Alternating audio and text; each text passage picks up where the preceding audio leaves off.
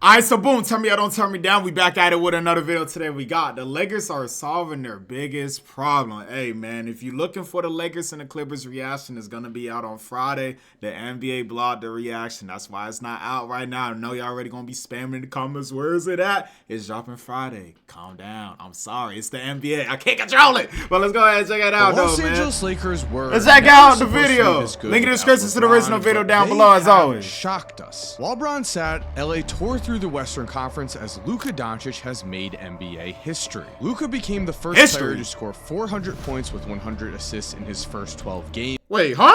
Wait, I ain't know that. Wait. So y'all can see. Luka makes history in the NBA. 400 points and 100 assists this season. You see, that's what I'm saying, man.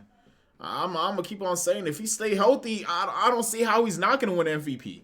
I mean, you could probably, you could probably be like, oh, SGA, but SGA, nah. If the season ended today, like, no, I can't be, you know what I'm saying, like, biased or anything, or say just because I don't like the Lakers, like, I gotta admit, like, Luka will definitely have to win MVP, bro.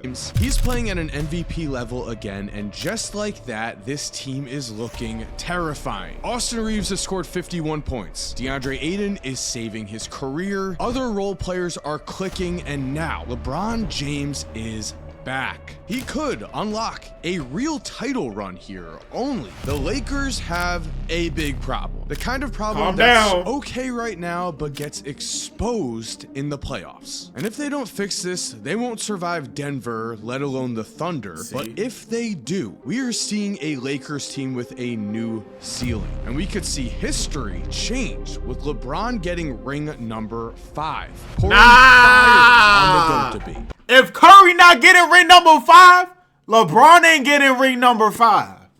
Y'all could, hey, I hope y'all are a regular season wonder. I hope when the Lakers go into the playoffs, y'all choke. Lakers in 5. Y'all remember that, huh? Lakers in 5. Y'all was saying that all last season, and what happened? Y'all lost to 5. But really, at the end of the day here, everything is going to rely on what they do next. Y'all see how the Lakers fans not saying Lakers in 5 no more. We ain't heard that since last season. Which they do. They actually have 3 big problems. The recipe for an elite LeBron team and now a Luka team has always been to surround these superstars with shooters to make their lives easier. But right now, we have problem number 1. The Lakers rank 30th in the NBA in 3-pointers made. What? In this economy, we know three-point shooting is key for any team's title hopes. So we are going to address whether the Lakers will need to make a move for a new 3-point shooter come the trade deadline. But there is a chance. Nah, there's no way. The way Luka be making them threes and Rui be in the corner.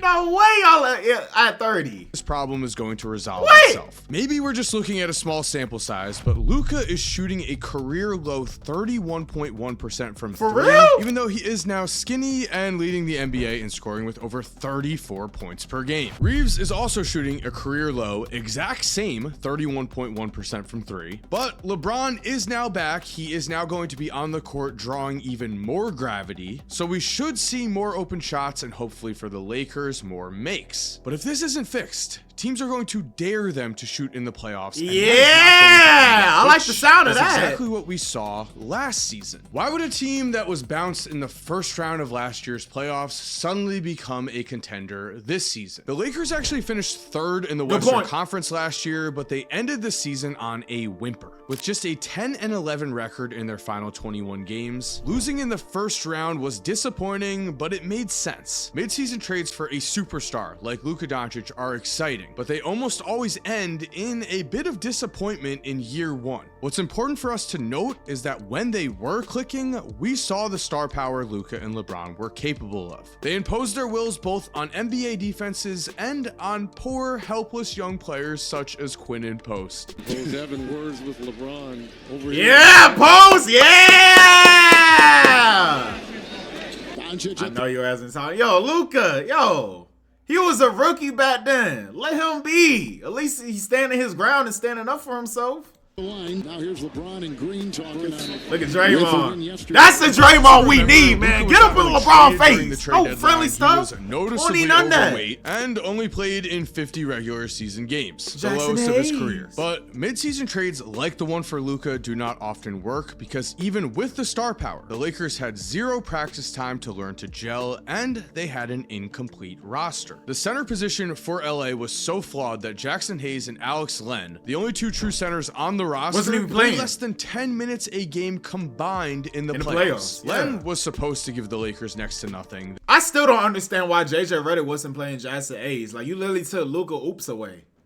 That's what Luka loved to do. Throwing oops and stuff, and you took it away. I was so confused why he took out Jackson Hayes in the playoffs. That we understood. But Hayes Alex Len is garbage. 20 minutes a game in the regular season and was benched for Game 5 against the Wolves because JJ Redick could not stand his defensive incompetence. So already, DeAndre Ayton is a massive upgrade over literally nothing. 15 points and 8 rebounds a game are solid numbers for what the Lakers need. And we know Luka Doncic is the type of player who can get you all the way to the finals. He's playing better than ever. He is a superstar I think we can all trust can win you a championship. However, the Lakers really are still missing something massive. But before we continue, I would like to thank DraftKings Sportsbook for sponsoring today's game. As we know, it is football season, which means wildly exciting plays are happening all of the time, and you can bet on them. Because do you love the thrill of a live? Which leads us to problem number 2. The Lakers are also dead last in turnover percentage. Can LeBron coming back to this team help here? Yes. But something is off. Luka has been leading this offense, and with the 2024 Mavericks, Luka led Dallas to the 4th best turnover percentage in the league. So while Luka is averaging 4.3 turnovers a game, which seems high, that's actually very normal for his career stats and such a high usage player. If LeBron plays the role that he's been the way Luka be playing, to play, I was about to say the way Luka be playing, you gotta think 4 is bad. It's not really that bad though. Like when you think of like the type of player Luka is. Passer, willing ball handler, more of a glue type star. He is going to help a lot here. And like I mentioned earlier, if LeBron wins ring number 5, that is going to reopen so many GOAT conversations. You can have your own opinion there, but what we know for sure here is that LeBron has the motivation to end his career on the ultimate high, a championship. With that said, this roster might need some work. Marcus Smart came in to play defense, but he's averaging 2 turnovers a game to just 2.9 assists. Ayton is scoring well, but he's averaging 2.4 turnovers as a center. JJ Redick has most likely developed ulcers watching Man, this. we got turnover problems turn the ball too. over like this in the playoffs. It was also a recipe for disaster, but the problems keep rolling here because the most fatal flaw of all is actually this team's lack of an elite offensive identity. NBA champions do come in different packages, but they always follow the same formula. In the last 10 seasons, every single title winner has finished in the top 6 in either offensive rating or defense. Warriors. Mickey Mouse ring. Warriors. Ooh. Rating in the regular season. So while we hear defense wins championships, as a group, these 10 title winners actually finished better offensively on average than defensively. And here is problem number 3, the fatal flaw of the Lakers right now. Their defense is not elite, sure, but with their roster, their path to championship contention is their offense. They need to get that offensive rating to top 6 or better. Dang, Toronto really been playing good. I think they're on like a winning streak right now, right? Toronto's definitely a surprise for this season. If I had to pick one team to be a surprise for this season, it would definitely be Toronto. Toronto's been playing good. Toronto and Detroit, yeah.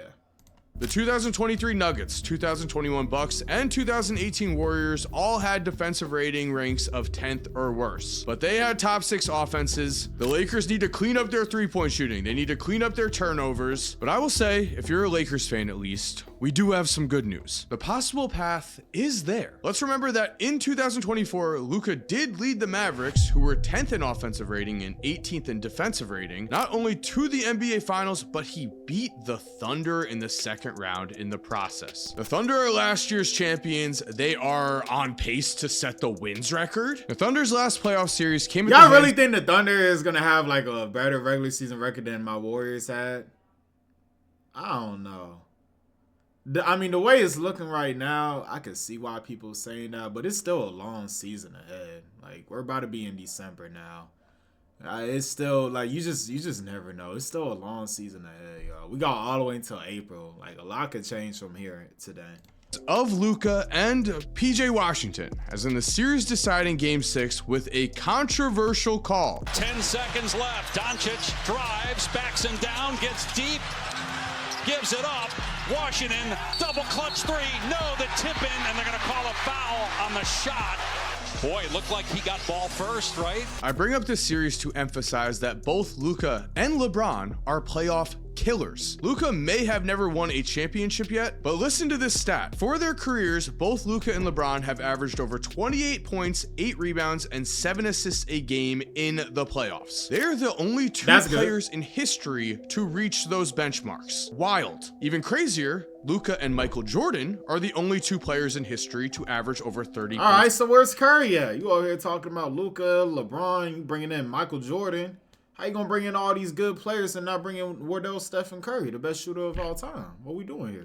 Per game in the playoffs. So what we need to take away here is that if you put Luka and LeBron on the court with a talented enough roster, especially Luka at this point, who is in his absolute apex prime, sometimes the best guy on the court does win. Sometimes a super team like the Oklahoma City Thunder goes down. And Luka always has the chance to be the best player on any basketball court on the planet Earth. He does need the right roster around him though. So we're going to finish this video by asking, what happens if the three-point shooting and turnover problems do not solve themselves and instead the Lakers need to make a move? Well, the Lakers are actually linked to a bunch of names that could be absolute game changers. I've seen the name Daniel Gafford be thrown out there, but he will not fit on the court at the same time with DeAndre Ayton. And Ayton is actually playing some supremely good rim defense right now. Crafted NBA has him in the 92nd percentile in the entire league. That is actually higher than Gafford, although Ayton does get much less attempts at the rim. So Gafford would be nice, but what the Lakers really need is a 3-and-D wing. They were able to somehow rig a trade, I don't know, like the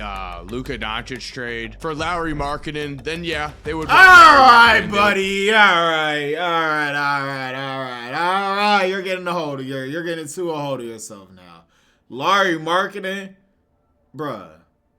Danny Ainge is not about to just give y'all Lauri Markkanen. He gonna ask for it. We don't even have to get into it. We know how Danny Ainge is, bro. There's no way the Lakers get. If the Lakers get Lauri Markkanen, this, the whole NBA is rigged. Want that star, that 30-point per game Let's scorer who is knocked down from no the way. But I don't see that happening. Yeah, I think the Pistons are much more likely to get Lowry with Golden State as a dark horse if he is traded. We need to be realistic with Los Angeles' assets. So targeting 3-and-D guys, Keon Ellis with the Sacramento Kings is a name that has been floated out a lot. He's been the odd man out for the Kings, but in LA, his 3-point shooting would help a lot. My question though is, even if the Kings are making terrible decisions, if Keon Ellis isn't contributing enough for the Kings, is he really going to put the Lakers over the top? Someone who could put the Lakers over the top is Herb Jones. The Pelicans have been terrible. Herb is Herb Jones is a dog. I don't want y'all getting Herb Jones. Nah, he a dog. Hell nah. I don't need y'all getting him.